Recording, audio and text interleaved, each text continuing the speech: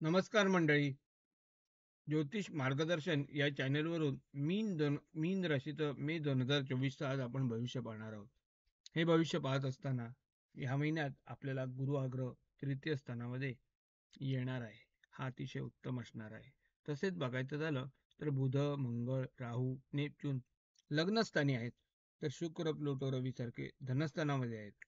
आता आपण ह्या महिन्यानुसार उद्योग व्यवसायात आपण नव्या योजना साकार कराल, त्यात यश संपादन होणार आहे.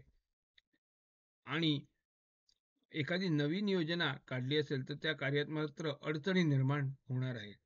तसेच बघायचं झालं तर या महिन्यात नोकरी करणाऱ्यांसाठी मानसिक कटकट आपली वाढणार आहे. नोकरीत आपल्याला सह सोबतच्या सहकार्यांचं सपोर्ट मिळणार नाहीये.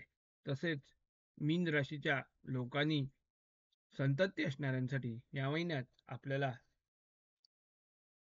विसंवाद दिसून येणार आहे. हा विसंवाद आपल्याला एकमेकांतील अंतर दुरावण्याचा प्रयत्न होऊ शकतो. त्यामुळे वाद शक्यतो टाळायचे आहेत. मीन राशीच्या लोकांनी ग्रहसौख्याच्या दृष्टीने या महिन्यात आपल्याला ग्रहसौख्याचे निर्णय जरा लांबणीवर टाकले तर फायद्याचे दिसणार आहेत. तसेच बघायचं झालं तर या महिन्यात आर्थिक परिस्थिती थोडी मध्यम व बेताची असणार आहे. आपली राहिलेली उधारी असेल एखाद्या ठिकाणी तर ते वसुली केली तर त्या प्रयत्नात यश मिळणार आहे. तसेच बघायचं झालं तर या महिन्यात आपल्याला आर्थिकदृष्ट्या थोडंसं त्रासाचं असणार आहे. मीन राशीच्या लोकांनी विद्यार्थ्यांनी या महिन्यात आपल्याला चांगली प्रगती झालेली दिसून येणार आहे. ही प्रगती आपल्याला आणखीन यशाकडे घेऊन जाणार आहे.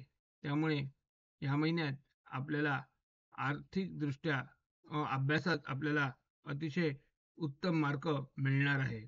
मीन राशीच्या लोकांनी आरोग्याच्या दृष्टीने या महिन्यात मात्र सावधानता बाळगायची आहे. आरोग्याची काळजी घ्यायची आहे. तरच आपल्याला हिताचं ठरणार आहे. योग्य वेळी डॉक्टरांचाही सल्ला घ्यायचा आहे.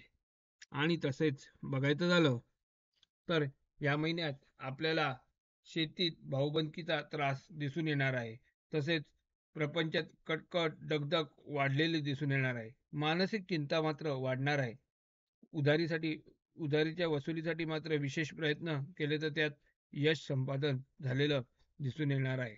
असे हे मीन राशीचं मे 2024 आपल्याला भविष्य सांगितलं. हे भविष्य आपल्याला आवडलं तर मित्रपरिवारांना सांगा, चॅनलला सबस्क्राईब करा आणि अधिक माहिती हवी असेल तर कमेंट बॉक्समध्ये कमेंट करा. धन्यवाद.